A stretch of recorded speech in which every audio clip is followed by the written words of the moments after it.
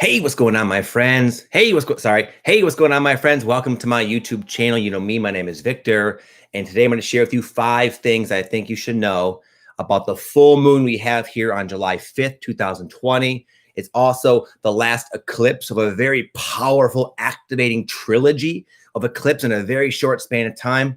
I know some of you are probably surprised to see me here. I'm going to explain where I've been and what's been going on and why I've not been making videos at the end of the video. But for now, it's great to be here. Great to see you all. And I'm going to jump right into the 5 things. Okay, so number 1 I wrote down here is there's a major turning point in your life. You might feel like you're being called somewhere out of your comfort zone. And I'm talking like a macrocosmic comfort zone, something that's been part of your life for a very long time. You might be feeling called out of it. And the trade-off is you're not being called to certainty. You're being called into extreme fogginess and uncertainty. And it might be just this faint intuition saying, you know what? This doesn't make any logical sense, but this is where I need to go. I feel it. I've been seeing the signs in my life. I wish I had more signs and confirmation, but I know I have enough to take this plunge. It's like we're being asked to kind of commit to this new path that's trying to open up for us. But it can be challenging because a lot of times what we do is we try to do both. We try to hang on to what's comfortable and go into the future, but it doesn't work that way. And I'll give an analogy that my buddy Joshua Wilson shared with me yesterday, in fact. He said he had this vision because Joshua right now, as of today, he works at this cool juice bar in Sedona. I'm in Sedona right now, by the way. And Josh is doing it. He kind of needs the money, but he's like this breathwork guy. He's been putting a lot of energy into his breathwork, and he's building up his following, and he's getting a lot of recognition. And it's like he knows in his heart that's what he wants to be doing. But then his mind is like, well, I need to pay the bills. I got a girlfriend I'm splitting this apartment with. I can't just quit. But all the signs are cropping up in his life saying, Josh, it's time to go, boss. You gotta go for it. And he had this vision of like the planet Saturn, okay? Like imagine Saturn with its rings, right? And he said it was almost like he was orbiting, like because he was working 4 days a week at a job. And then his idea was, well, I'm going to put 3 days a week into my breath work. But as he was as he was in his breathwork zone those 3 days, he was like, soaring vibrationally, living his truth. So imagine like this ring coming around. But then when it was time to come back to work, he'd have to kind of come back around and his vibration would lower for those few days. So in a sense, he was kind of spinning his wheel. He needs to break away from this pattern and go full force into the breath work because we only have so much creative energy. And sometimes there's like a turning point in our life where we must let go of the things that are weighing our vibration down so we can take that big jump. But it's not easy. It's scary. But right now, if there's ever been a time, is the time to do that. And you all know what that means for you in your own life. Okay. Number 2, I wrote down awakening to deeper levels of your passion. For the longest time, like many of you perhaps, I was like, trying to find my purpose as if it's this one thing. What I've discovered is that purpose, it's just like a creative energy, a passion, if you will, that comes into your life and wants to express itself, wants to ground itself into the physical. And there have been times where I've thought, you know what? I got it. I found my passion. Thank goodness I can stop the search. But that passion is like your spirit. And spirit is not limited to the confines of our linear thinking mind and sort of 3D reality. It's flowy. It's sort of feminine in that sort of way. It's dynamic. It's changing, and it constantly likes to evolve itself. So it can be very sort of unnerving when our passion suddenly takes us into a new direction. And that's what you've all been seeing me do. It's been very hard for me. A lot of you are saying, well, where have you been, bro? You just pop on live. It's been a long time. The truth is, it's been extremely hard for me not to make YouTube videos. But like Josh, I know it in my heart. My passion, for whatever reason, at this time in my life is trying to take me into a new direction. And it has something to do with writing, something to do with writing books. But it's not clear. There's no guarantee. There's no certainty. But I put it off for a long time. And that's why Again, that's why it's not always easy, but right now you might be finding yourself waking up to deeper levels of your passion. It's like this book I read called The Way of the Superior Man. They talk about your purpose like an onion. And there are like there's different layers to your purpose. So going back in time for me, for a while, I was a personal trainer. And that was my purpose at that time. But that was like an outer layer of my purpose. There's more of a depth to me than just me being a personal trainer. At that time in my life, it served me and it was appropriate. But there comes a time, especially now because we're growing so quickly, that you got to peel that layer. And it's uncomfortable because you don't know what that next layer has to offer. But what it has to offer is more depth, more of your passion, more of yourself, just a deeper level of connectedness with your true core energy.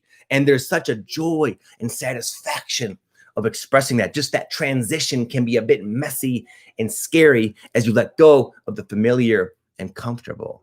But as you're being guided by your own higher self and by your own signs and synchronicity to go in this new direction, and as unknown as it might feel and scary as it might feel to let go of the old, you'll find if you look or you pay attention, there will be a deeper level of your passion trying to awaken within you. And that deeper level of passion, if you can just give into it, is going to lift you up in all ways in your life. Okay. Number 3, my friends, I wrote down ups and downs are natural. I was on a hike with my whole family yesterday, and we were talking about purpose and passion with my kids, believe it or not. The topic came up on the hike. And my daughter right now, her passion, believe it or not, is YouTube. She's 11. She wants to be a gamer, that kind of thing. And we were talking about passion, and she was saying, I don't know, Dad, sometimes making videos is annoying to me. And I was like, well, why is that? I was thinking maybe it's not your passion. She's like, well, you know what? We got to take all this time and energy to come up with an idea. And then I got to try it out. And sometimes it works and sometimes it doesn't work. And it's quite honestly, it's like a frustrating process. She basically was expressing. And I was like, honey, that's okay. And that's why I wrote down ups and downs are natural. So you might feel like this sense to go in this new direction, your passion, your inner sign just saying, go, go, go. But then sometimes we can be confused when it doesn't go perfectly. But that's the nature of the creative expression journey that all of us are being sort of asked to take right now. And a book that helped me a lot with that was a book called, what's it called? Do the Work by Stephen Pressfield. And the book is basically designed to address authors, but author in the sense is sort of a blanket term for creator. And Stephen Pressfield talks about every day you show up and sometimes the muse is there and it's easy and it's flowy and it's effortless and you're just standing back as a conduit and life is flowing beautifully. And there's other times where like your own doubts come in. There's opportunities to grow and the resistance comes in. And it's just the creative process is very, very up and down, I've found. But in the past, I used to look at those the downs and think, maybe I'm not meant to be doing this. I thought it was supposed to be easy. I thought I was supposed to be rewarded for stepping on this path and taking this massive leap of faith. But what I found is that those ups and downs are also a blessing. They're the growth spurts.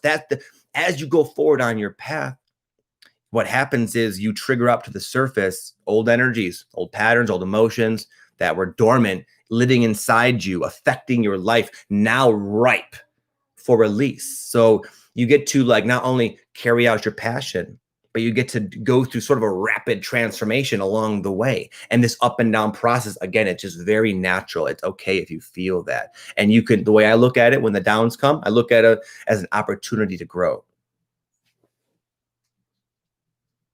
Number 4, I wrote down the Hangman card.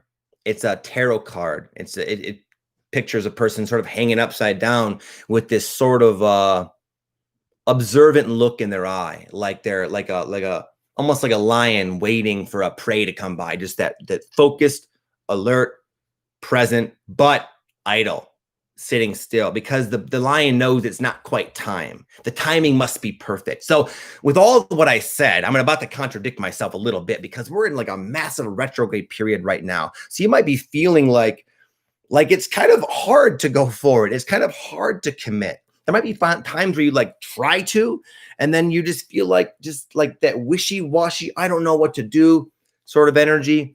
And it can be kind of confusing. And that's just the nature of the retrograde energy, because the retrograde energy is very good for pausing and looking around and looking within and really contemplating things and tossing around different ideas, getting your notebook out and scribbling in that all the time. Not necessarily always the time to commit. And I know I contradicted myself here, but it's sort of a paradox here with this energy. But the retrogrades will be lifting fairly soon. And I think that right now we're getting a lot of clarity, a lot of insight. And then when the time to act is, you'll know it. And then you'll know what to do at that point. So if you feel that wishy-washy hesitation, I think a lot of us are feeling it right now, and that's totally fine, okay? And the last thing, number 5, is an important one. Let me take another sip of water here. Normally, I make my edits and take my sips. You're going to see it. I wrote down being asked to trust more fully than ever before. Okay, this transition we're living in right now, it's very powerful, very, it holds so much potential. And the way to roll with this new energy, it's truly to do what we've all been sort of intuitively aware of for a long time. It's time to trust. It really is time to trust and act upon that trust of your inner guidance, of your spirit, because there's so many things going on in the collective, in your own life, in your own psyche, in your own emotional body, that it's becoming almost impossible to sort of use deductive reasoning to logically plot out the best moves, because we're shifting our perspective so frequently. But we don't have to do that anymore. We really can keep it simple and let go and allow the flow of life to kind of take us where we need to go. And I'm reminded of a book I'm reading right now. It's called what's it called? The Surrender Experiment by Michael Singer. A lot of you probably have heard of Michael Singer. He wrote the Untethered Soul, a very popular spiritual book. And in this book, he's like pursuing enlightenment. He had like a Satori experience and he wants to get back there like a lot of folks. And he's doing a lot of yoga, meditation. And at the time, he was a graduate student. He was a PhD student, almost done with his like 10-year college degree. But because he had like a spiritual awakening, he just completely lost interest in that. And he wasn't studying, wasn't really doing anything with it. He was literally living in this little hut him and his buddies built on this plot of land and meditating and doing yoga all day. But there came a point where he realized that just doing the spiritual practice was not enough. And he really needed to kind of like get out there. And he made it a choice. He said, I'm going to trust the flow of life. I'm going to let it take me wherever it wants to. And then, funny enough, the next thing that sort of comes to him is the notion that he needs to finish his PhD. And there's this one really, really tricky exam he has to take. And he's like so perplexed because he's like, man, he knows he hasn't been studying. His books are on the shelf collecting dust. He knows if he walks in there, he's a dead man. There's no way on earth he can possibly pass that huge test that people were studying for months to do. But he's like, you know what? I'm going to trust life just like I said I would. It's not easy. So anyway, the day before the test, he didn't, mind you, no studying. The day before the test, he feels guided to pick up a book, pick up his dusty textbook and to flip through to random spots. He did this 3 times. He flipped to 3 random spots in his massive book and he read each spot for a few minutes. And he put it down. Okay, I don't know what that was all about, higher self or whatever. And he walked into that test thinking he's prepared to fail. In fact, he thinks failing the test is going to be a lesson. But guess what happens when he shows up to that test? He shows up to the test, and the test is only 6 essay questions. The students are only required to answer 3 of them. 3 of those 6 are exactly what he read in that book. He studied for 12 minutes, and he aced the exam because he trusted the flow of life. That's the magic that can happen. That's the magic that exists. That's what's real. Miracles are real when you really just trust your higher consciousness to lead you through life. You don't have to do as much. You don't have to stress as much. Things can just flow downright magically when you trust it. Right now, we're being asked to trust in a very big way. And we're really being asked to follow our purpose again into the blind unknown. We don't know where it's going. We're having to let go of a lot of stuff along the way. Not sure exactly why that is. But if we can just tap into that remembrance that we can trust, it's a choice. And the trusting will show you why we should trust. Okay. So right now is a time to really let go and to trust the flow of where you know your life is trying to take you. Even if you don't know where it's trying to take you, you know it's trying to take you somewhere. And now's the time to let it take you, like a river down the stream. Okay. Okay, my friends. So basically that concludes the video. I'm going to just take a second here and explain where I've been and why I've not been making videos. So I honestly, like, sort of in alignment with this video, I don't know why I felt so strongly guided to, for whatever reason, detach from YouTube. I don't know if it's permanent. I don't know if it's temporary. I don't know if I'll be back next month. And I wish I did. I really wish I did.